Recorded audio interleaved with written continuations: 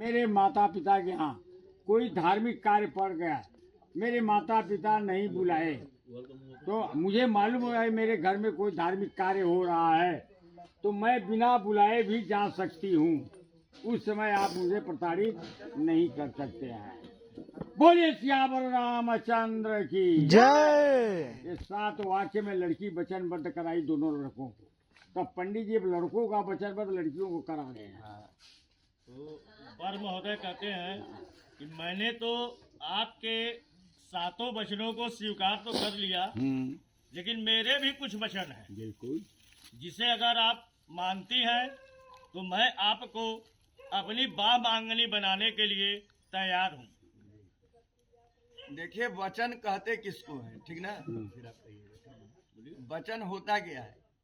ईश्वर ने इतनी बड़ी सृष्टि बनाई है जिसमें भगवान ने वृक्ष को बनाया, भगवान ने नदियों को बनाया, भगवान ने जो है धरती माता को बनाया। तो ये लोग क्या करते हैं? वृक्ष हमें ऑक्सीजन देते हैं, पेड़ हमें हवा दे वाला, पेड़ हमसे कुछ लेला नहीं। धरती माता हमको अन्न देती है, वो हमें देना जानती है। और नदियां हमें जल देती हैं, हमें लेती नहीं है। तो इन सभी लोगों का उद्देश्य केवल देना है, कर्तव्य करना। मतलब कि हमें करना क्या है। जैसे गृहस्थ आश्रम में पति पत्नी प्रवेश करते हैं तो ये मालूम होना चाहिए कि हमको करना क्या है। अच्छा, देखिए आज के समय हर तरफ अधिकार की जंग छिड़ी है।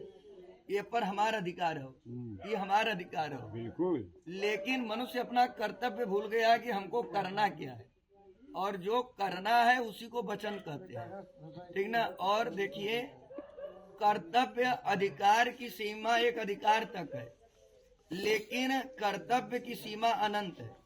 मान लीजिए किसी से अगर आपका अधिकार है तो उतना ले पाएंगे जितना आपकी सीमा है, लेकिन अगर उसके प्रति अगर आप अपना कर्तव्य करें तो आपको इतना मिल जाएगा जिसकी कोई सीमा नहीं है। तो लोग कहते हैं कि सेवा में मेवा मिलला। तो हर व्यक्ति को, चाहे इस लड़की हो चाहे लड़का हो, चाहे पति हो चाहे पत्नी हो, उसके ऊपर जिम्मेदारी कर्तव्य करने की है, लेने की नहीं है कि हमको लेना क्या, यह नहीं, हमको करना क्या है हमें यह मालूम होना चाहिए, और हमको यह करना है, यह हमारी जिम्मेदारी है। इसी को वचन कहते हैं गुरु जी, ठीक ना। वर महोदय कहते हैं कि क्रीडा शरीरम संस्कारम समाजोत्यम दार्शनम हास्यम परिगृहे यत्नम प्रोसित भृतिका। वर महोदय कहते हैं कि ठीक है कि मैं जब तक घर पे हूँ तब तक तुम 16 श्रृंगार करो, अपने शरीर को सजाओ, उपटन लगाओ, चोटी गूथो, दूसरों के घर जाओ आओ, हंसी मजाक करो, मैं तुम्हें मना नहीं करूंगा। पर जब मैं घर पे न रहूं, कहीं परदेश रहूं, तब तुम्हें इन सब बातों से अपने मुख को मोड़ना होगा। ये नहीं कि हम परदेश चले गए और तुम चोटी गूथो, उपटन लगाओ, तेल लगाओ, ये तुम्हें नहीं करना है। दूसरों के घर नहीं जाना है, नहीं आना जाना है। ये मेरा पहला वचन है। दूसरे वचन में है, भैया शांति रहिए, घरवा में बहुत बोला थे इन सब। ऐसा जो है बात लड़का ने क्यों कहा, रुक जा, पंडित जी लोग उड़िए तो बतिया लोग। ऐसा बात लड़का ने क्यों कहा? भाई लड़की कह सकती है कि हमके जो ना बंधन में रखल गल, हमके दबावल गल, हमके हाथ परिहास नहीं करे देवे गल, हमके घूमे बस से पाबंदी लगावल गल। तो देखिए, हमारे यहाँ लड़का के ऊपर एक कुल की मर्यादा होती है, लेकिन लड़की के ऊपर 2 कुल की मर्यादा होती है। उसको अपने पति कुल की भी मर्यादा को रखना होता है और पिता कुल की भी मर्यादा को रखना होता है। और दूसरी बात कि हम भारत में रहते हैं, हम अमेरिका विदेश में नहीं रहते हैं, और हमें मालूम होना चाहिए कि हम भारतीय संस्कृति के लोग हैं। जैसे देखिए, सबके पास मोबाइल है ना, तो मोबाइल में सब लोग कवर लगाते हैं। हम एक उदाहरण से बताएं, तो जब हम कवर लगाते हैं तो 2 फायदा होता है। पहला फायदा यह होता है कि मोबाइल सुरक्षित हो जाता है, कवर लगाने से मोबाइल सुरक्षित हो जाता है। उसी तरह अगर हम भारतीय संस्कृति के लोग हैं, अगर भारतीय संस्कृति में अगर लड़का लड़की रहेंगे तो सुरक्षित रहेंगे। और दूसरी बात कि भारतीय संस्कृति में रहेंगे तो सुंदर भी लगेंगे। और भारतीय संस्कृति पहले पढ़ लीजिए कि हमारा इतिहास क्या है, हमको क्या पहनना है, क्या खाना है, कहाँ जाना है, कहाँ आना है। हमें यह मालूम होना चाहिए कि हमारा इतिहास क्या रहा है। हमारी संस्कृति हमें दबाया नहीं गया। क्यों? क्योंकि जो सोना होता है वह कीमती होता है।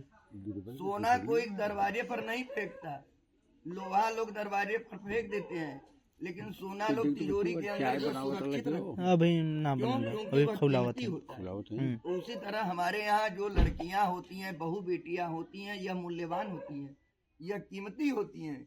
इसलिए इनको एक सुंदर स्वच्छ आवरण दिया जाता है जिससे इनकी सुरक्षा बनी रहे, किसी प्रकार का इन पर कोई बंधन नहीं लगाया जाता है। और जब हम अपने संस्कृति में रहेंगे उसमें हम सुरक्षित भी रहेंगे और हम सुंदर भी रहेंगे। ठीक ना?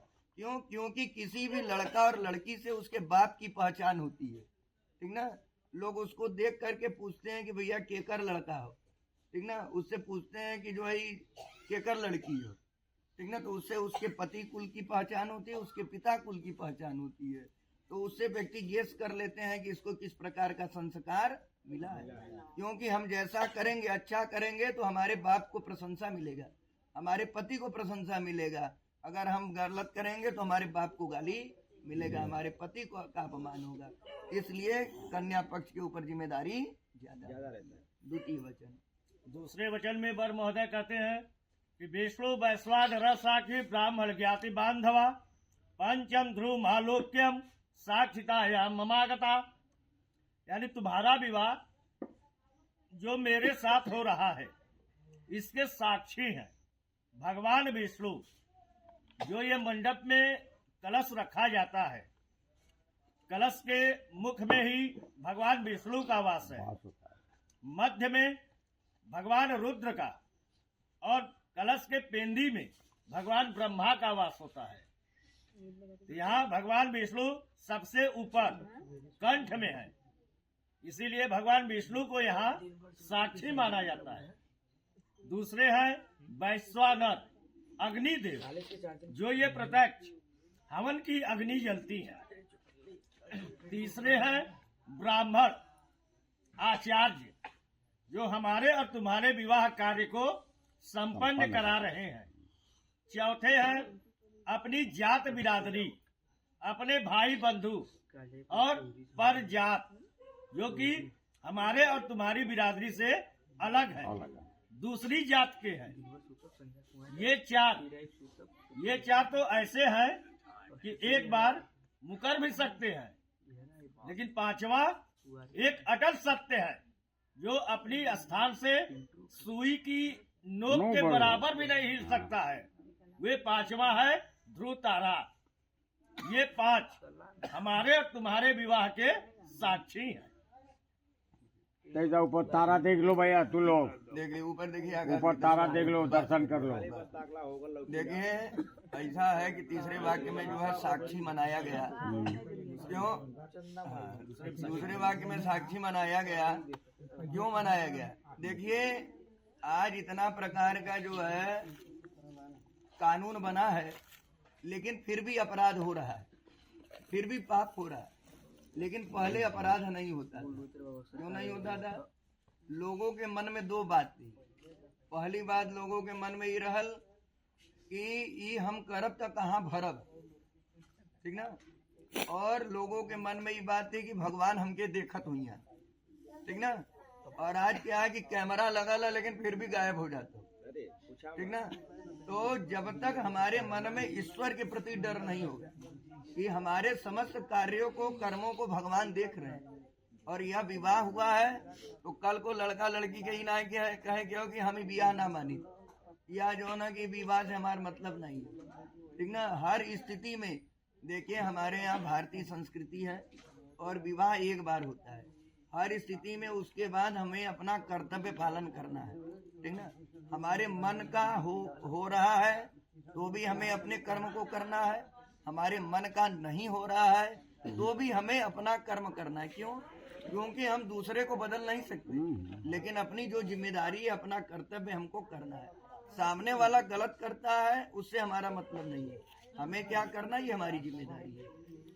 और हमारे समस्त कर्मों को भगवान देख रहे हैं, और हमने जो सिंदूर दान किया है यह भगवान के साक्षी है, ठीक ना। तो इसलिए इस बात हमेशा मन में रखना है, क्योंकि हम जो कोई भी कार्य करते हैं भगवान जानते हैं और हमारा मन जानता है। इन दो लोग से हम छिपा नहीं सकते। त्वम चित्तय मम चित्तय वाच वाचा न लेपते व्रते नायाम सर्वदा पतिव्रतायाम परायणे। वर महोदय कहते हैं कि आज से अपने चित्त को मेरे चित्त के अनुकूल ही रखना। यदि मैं तुमसे कुछ भी कहूँ तो उसे अपने तक ही रखना, न कि किसी और को कहना। जैसे कि वर महोदय कहीं बाहर मार्केट में कुछ कार्य के वस्त गए हैं, और वहाँ यदि तुम्हारे मायके का कोई दिख जाए, अगर वो आकर के कहे कि आज तो तुम्हारे मायके से फलाने मार्केट में मिले थे, वो ऐसे ऐसे कर रहे थे, तो इस बात को तुम्हें अपने तक ही रखना है। ये नहीं है कि अभी हमारे घर से जाने के बाद मायके में जाकर के तुम वहाँ कहो कि नहीं आपको वहाँ देखे थे, आप ऐसे ऐसे कर रहे थे, आप ऐसा आपको नहीं करना चाहिए, तो तुम्हें ये नहीं कहना है। और इस प्रकार अपने पतिव्रत धर्म का पालन करना, ये मेरा तीसरा वचन है।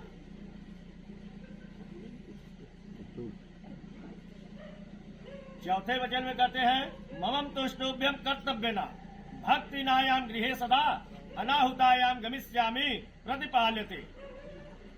कि मुझे जिस प्रकार संतोष हो तुम वही कार्य करना। हमारे भाई और बंधुओं के प्रति आदर भाव रखना। जैसे कि इस मंडप से हम तुम्हें विवाह कर अपने घर को तो लेकर चले, हमारे घर पे जाता चलाना है, जो मंडप में रखा जाता है ओखल में